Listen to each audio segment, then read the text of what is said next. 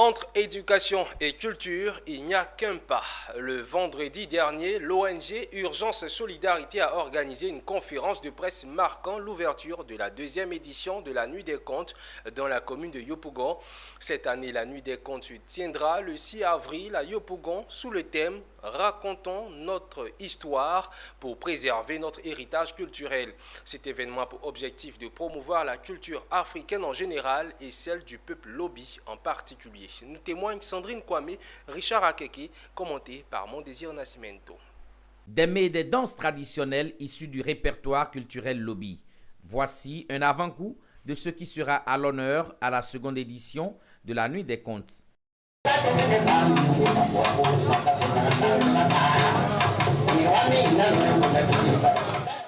L'annonce de l'événement culturel s'est effectuée à la conférence de presse animée par les membres de l'ONG Urgence Solidarité.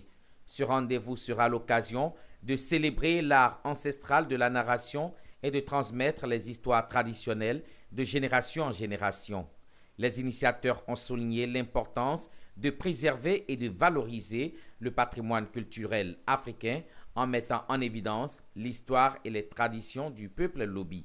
Il y a des professionnels du conte qui ont bien voulu nous accompagner à cette édition. La particularité déjà, c'est les conteurs, ce sont des conteurs professionnels qu'on n'avait pas eu l'année dernière. Cette année, on aura des conteurs professionnels qui font de ça leur métier, qui s'y connaissent mieux que nous, qui seront là.